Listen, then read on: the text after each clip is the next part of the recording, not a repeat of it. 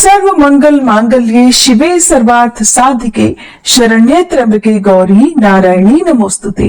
जय माता दी। आप सभी को शारदीय नवरात्रि की हार्दिक शुभकामनाएं। आप सभी ने नवरात्रि के व्रत रखे होंगे, तो ऐसे में अब बारी है ये जानने की कि शारदीय नवरात्रि की अष्टमी और नवमी तिथि कब है। अगर आपने कलश की स्थापना की हुई है तो कलश विसर्जन कब और कैसे आपको करना है। अष्टमी और नवमी तिथि का शुभ मुहूर्त क्या रहेगा। यदि आप कन्या पूजन करते हैं तो कैसे करना चाहिए, किस शुभ मुहूर्त में करना चाहिए। कलश के अंदर जो आपने सामग्री डाली है जैसे कि लौंग, इलायची या सुपारी, उसका क्या करना है। यदि आपने कलश के साथ ही ज्वारे बोए हैं, कलश के ऊपर आपने नारियल स्थापित किया हुआ है, तो उनका क्या करना चाहिए। इससे पहले मैं आप सभी को बता दूं कि यदि आप कन्या पूजन की संपूर्ण विधि जानना चाहते हो तो हमारे चैनल पर पहले से वीडियो अपलोडेड है, आप जरूर देखिएगा। अष्टमी या फिर नवमी तिथि को कन्या पूजन किया जाता है। जिन लोगों के यहाँ अष्टमी पूजन करके कन्या पूजन किया जाता हो, उन्हें एक दिन पहले यदि हो सके तो कन्याओं को साथ में एक बटुक भैरव को आमंत्रित करना चाहिए। कन्याओं की संख्या 3, 5, 7 या 9 होनी चाहिए। बटुक भैरव एक ही होते हैं। सबसे पहले कन्याओं का पूजन होता है और सबसे अंत में बटुक भैरव का पूजन होता है। बहुत सम्मान के साथ कन्याओं को और बटुक भैरव को अपने घर पर आमंत्रित करें। सबसे पहले उनके पैर धुलाएं, उन्हें आसन दे। आसन पर सभी को बिठाने के बाद सभी को तिलक लगाएं, हाथ में कलावा बांधे। कन्याओं के सिर पर या हाथ पर आप लाल चुनरी बांधे। कन्याओं को चूड़ी, उनके श्रृंगार की सामग्री भी आप दे सकते हैं। बटुक भैरव को तिलक लगाएं और सभी के चरण छूकर उनका आशीर्वाद लें। फिर सबसे पहले उन्हें भोग प्रसाद खाने को दें। जो भी मीठा आपने सूजी का हलवा या खीर आदि बनाई है, सबसे पहले आपको सभी कन्याओं को वही खाने को देनी चाहिए और उसके बाद उनको आपको बाकी भोजन परोसना चाहिए। ध्यान रखें कि भोजन अच्छा होना चाहिए, ऐसा ना हो बहुत ज्यादा मिर्च वाला, मसाले वाला ना हो, ताकि वो ना खा सके। जब सभी भोजन ग्रहण कर चुके हो उसके बाद सभी के हाथ धुलवाएं, साफ कपड़े से पोंछें। फिर उन्हें जो भी भेंट स्वरूप आप दक्षिणा या उनके काम में आने वाली जरूरत की चीजें हो वो दान में देना चाहते हो, उपहार में देना चाहते हो, तो वो सामग्री उन्हें आप दें। और सभी से अंत में आप क्षमा याचना करें ताकि कन्या पूजन में कोई कमी रह गई हो, कोई गलती आपसे हो गई हो, तो उसके लिए आपको माँ भगवती क्षमा कर सके। सबके पैर छूकर आशीर्वाद लेकर आपको फिर उन्हें सम्मान सहित विदा करना चाहिए। तो इस तरह से आपको कन्या पूजन करना चाहिए। अष्टमी या नवमी तिथि को यदि आप कलश विसर्जन करते हैं तो देखिए, सबसे पहली बात तो नवरात्रि का अर्थ ही होता है 9 रातों की पूजा। 9 रात्रि की पूजा होने के बाद दशमी तिथि को ही कलश विसर्जन करना चाहिए। बहुत से लोग अष्टमी तिथि को ही कलश हटा देते हैं, तो ऐसा नहीं करना चाहिए। हो सके तो इस बार से आप इस बात को ध्यान में रखें। कलश विसर्जन करने से पहले हमें माता की जो मूर्ति या तस्वीर आपने स्थापित की हुई है, पहले सबसे पहले हमें उन्हें थोड़ा सा हिलाना होता है। एक बार में मूर्ति अपनी जगह से नहीं हटाई जाती है, तो थोड़ा सा आप हिलाएं। उसके बाद कलश को भी आप एक बार में थोड़ा सा हिलाएं। उसके बाद आपको विसर्जन की प्रक्रिया शुरू करनी है। कलश में सबसे ऊपर स्थापित किया जाता है नारियल। तो सबसे पहले आप नारियल को हटाएं, माथे से लगाएं, प्रणाम करें, माँ भगवती से हाथ जोड़कर क्षमा याचना करें। आप मन ही मन ओम दुम दुर्गाय नमः इस मंत्र का हर सामग्री जो भी आप हटाते हैं जाप करते रहें। नारियल को हटाएं, नारियल के ऊपर लगी हुई चुनरी को हटाएं। उस चुनरी को आप अपने घर के मुख्य द्वार पर बांध सकते हैं। मंदिर में आप तिजोरी में जहां पर भी धन रखते हैं वहां रख सकते हैं। और फिर आपने जो भी नारियल स्थापित किया हुआ है, बहुत से लोग तो उसका विसर्जन कर देते हैं। आसपास यदि नदी की सुविधा हो तो अभी विसर्जन कर सकते हैं, नहीं तो मंदिर में भी रखकर आ सकते हैं। और अधिकतर लोग इसी नारियल को तोड़कर कन्या पूजन के समय सभी कन्याओं को भी देते हैं और खुद भी प्रसाद रूप में ग्रहण करते हैं। तो आप यहाँ जैसा भी होता हो आप वैसा करें।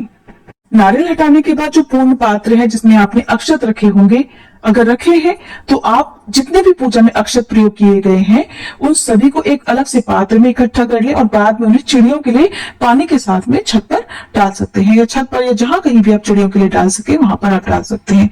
चिड़ियों के लिए ना डाल सके तो गौ माता को भी आप खिला सकते हैं। मिट्टी के जो भी बर्तन या दीपक आपने प्रयोग किए हैं विसर्जन वाले दिन उन सभी का विसर्जन कर देना चाहिए।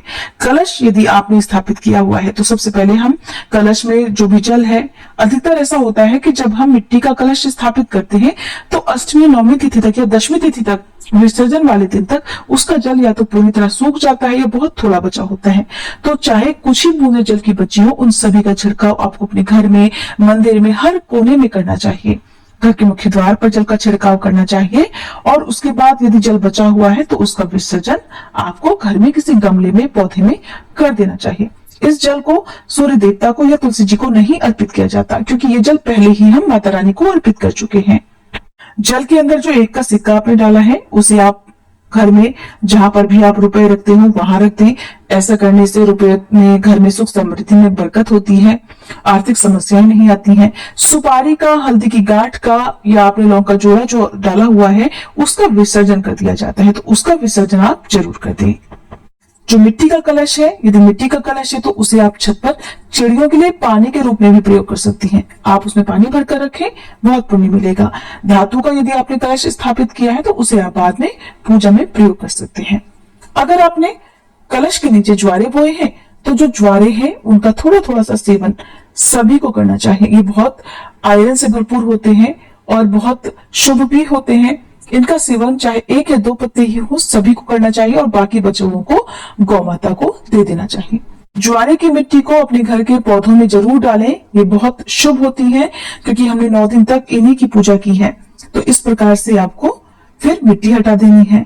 जिस पात्र में आपने मिट्टी बिछाई है, अगर वो मिट्टी का पात्र है तो उसका भी आपको विसर्जन कर देना चाहिए। विसर्जन हम एक तो अपने घर की छत पर चिड़ियों के लिए रखकर उनका प्रयोग कर सकते हैं, इस प्रकार से कर सकते हैं, या फिर आप इनको मिट्टी में दबा सकते हैं, किसी पेड़ के नीचे ऐसी जगह रखकर आ सकते हैं जहां से कोई इन वस्तुओं को ना फेंके। अधिकतर ऐसा ही होता है, जब हम विसर्जन करके आते हैं तो उन सामग्रियों का बहुत दुष्प्रयोग होता है, सड़क पर इधर उधर बिखर जाती हैं, जिसका बहुत भारी दोष लगता है। कोशिश करें कि विसर्जन वाली जो वस्तुएं हम नदी में प्रवाहित कर सकते हो, जिनसे नदी का जल दूषित ना होता हो। हमें हर बात को ध्यान में रखकर विसर्जन करना है, हमें गंदगी नहीं फैलानी है, इस बात का भी ध्यान रखना है। तो जो वस्तुओं को हम विसर्जित जल में कर सकते हैं उनका विसर्जन जल में करें, जिनका हम विसर्जन घर में ही कर सकते हैं उन्हें घर पर आप विसर्जित करें। तो आप जो मिट्टी का पात्र है उसका प्रयोग इस प्रकार से कर सकते हैं। कलश के मुंह पर बांधा हुआ जो कलावा है उसे अपने हाथ पर बांध लें। आपके घर में यदि कोई छोटी कन्या है तो उनके हाथों में भी आप बांध सकते हैं। तो ये तो हुई कलश विसर्जन की बात। अब जानिए अष्टमी और नवमी तिथि के बारे में। साल 2023 में 22 अक्टूबर रविवार को दुर्गाष्टमी है। इस दिन मां महागौरी की पूजा की जाती है और इसी दिन अष्टमी तिथि है। अगर आपके यहाँ अष्टमी तिथि को कन्या पूजन होता हो तो आप इस दिन कन्या पूजन कर सकते हैं। अष्टमी तिथि प्रारंभ होगी 21 अक्टूबर शनिवार की रात 9:54 से और 22 अक्टूबर रविवार की शाम 7:59 तक समाप्त हो जाएगी। 22 अक्टूबर को आप कन्या पूजन सुबह 6:30 से लेकर 11:55 तक कर सकते हैं। कन्या पूजन दोपहर 12 बजे के बाद करने से बचना चाहिए। नवमी तिथि रहेगी 23 अक्टूबर सोमवार को और इस दिन मां सिद्धिदात्री की पूजा की जाएगी। नवमी तिथि प्रारंभ होगी 22 अक्टूबर रविवार की रात 8 बजे से, जिसकी समाप्ति 23 अक्टूबर सोमवार की शाम 5:45 तक हो जाएगी। और आज के दिन आप कन्या पूजन कर सकते हैं सुबह 6:31 से सुबह 7:25 तक, क्योंकि 7:30 बजे से 9 बजे तक राहु काल का समय रहेगा। तो राहु काल के समय में यदि हो सके तो कन्या पूजन करने से बचना चाहिए। फिर 9 बजे से लेकर आप 11:55 तक भी कन्या पूजन कर सकते हैं। कलश विसर्जन और दुर्गा विसर्जन किया जाएगा 24 अक्टूबर मंगलवार को विजयादशमी के दिन, जिस दिन दशहरा है। सुबह 6:32 से दोपहर 2:45 के बीच में आप कलश विसर्जन कर सकते हैं। ध्यान रखें कि विसर्जन सुबह सूर्योदय के बाद और शाम को सूर्यास्त से पहले तक कर लेना चाहिए। अगर आपको आज की ये वीडियो पसंद आई हो, जानकारी अच्छी लगी हो, तो वीडियो को लाइक करके हो सके तो मुझे कमेंट बॉक्स में जरूर बताइएगा।